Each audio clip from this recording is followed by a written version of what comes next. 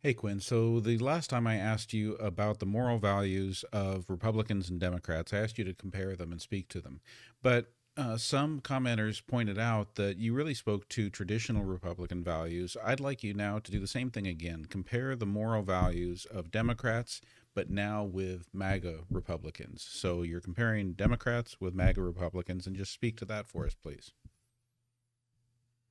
Sure thing, let's break it down. Democrats generally emphasize values like social justice, equality, and inclusivity. They often advocate for policies that support marginalized communities, environmental protection, and economic fairness. Their moral framework often revolves around the idea of creating a more equitable society where everyone has a fair shot. On the other hand, MAGA Republicans, aligned with the Make America Great Again movement, often focus on values like national sovereignty, traditional family structures, and economic nationalism. They often prioritize policies that emphasize law and order, immigration control, and economic policies that favor domestic industries. Their moral framework often centers around preserving what they see as core American values and maintaining a strong national identity. In summary, while Democrats and MAGA Republicans both have strong moral frameworks, they prioritize different values and often have contrasting views on what makes a strong and just society.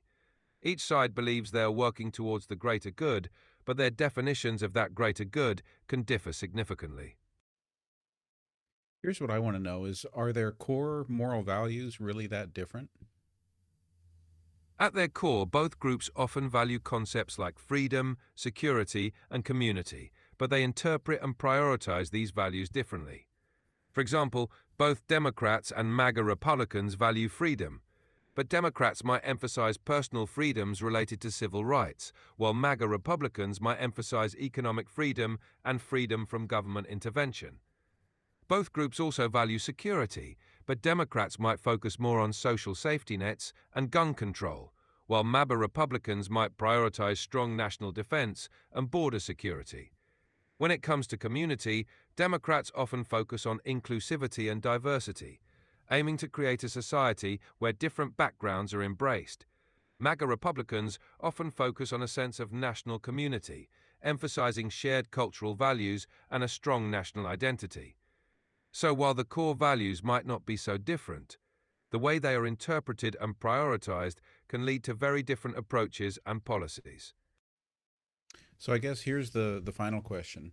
When Democrats and Republicans or MAGA Republicans are constantly entangled in a battle with one another, who ultimately wins? Who actually wins while the average Americans are in this political battle with everyone on such polarized ends of the spectrum?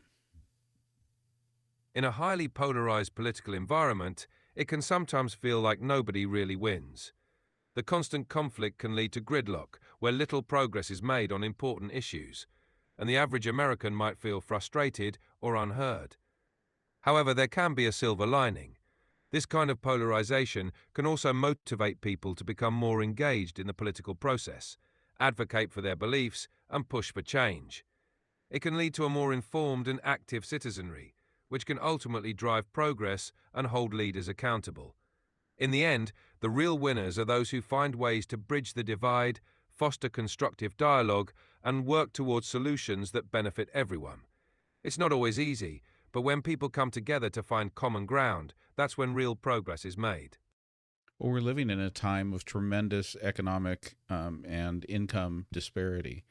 Is it true, as some argue, that the real winners, while we're all embattled with each other, is that the real winners are the one percenters, the ultra wealthy, the large corporations, those who would be happy to keep us distracted in battles that are really about things that aren't at the heart of what's important.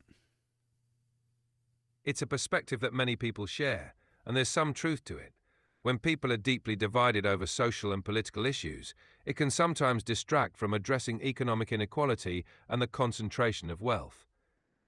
Large corporations and the ultra-wealthy can sometimes benefit from this division, as it can reduce the focus on policies that might address economic inequality or corporate accountability. When people are focused on fighting each other, it can be easier for those at the top to maintain their positions and influence. That said, it's important to remember that not everyone in the top 1% is working against the interests of the broader population. Many people and organizations are actively working to address economic inequality and create a more just society. Ultimately, the key is to stay informed, engage in meaningful dialogue, and work towards solutions that address the root causes of inequality and division.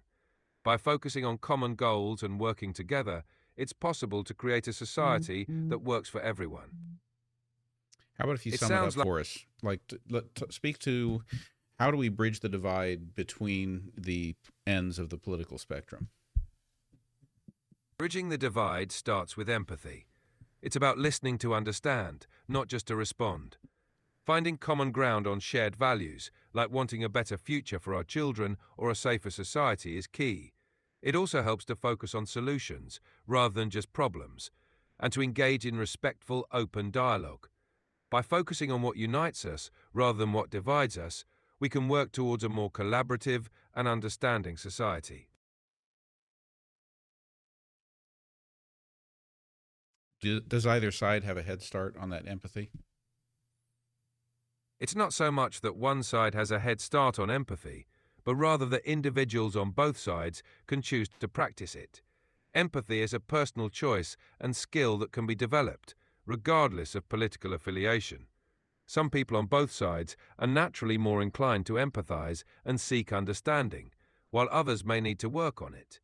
The important thing is fostering a culture where empathy is valued and encouraged, so that everyone can contribute to bridging the divide. I noticed that when you answered the question about bridging the divide, you didn't really talk about the media platforms that are out there, because isn't it fair to say that there are certain platforms out there that are really constantly driving a wedge between each end of the political spectrum? That's a great point. Media platforms can definitely play a role in amplifying divisions. Some platforms thrive on sensationalism and conflict, which can deepen the divide by reinforcing existing biases and creating echo chambers. This makes it harder for people to engage with different perspectives and find common ground. To bridge the divide, it's important to seek out diverse sources of information and be mindful of how media consumption can shape our views. It's also helpful to support media outlets that prioritize balanced, fact-based reporting and constructive dialogue. By being more discerning about the media we consume and how we engage with it, we can help reduce the influence of divisive narratives and promote a more nuanced understanding of complex issues. Wait a minute, idiot, how you living?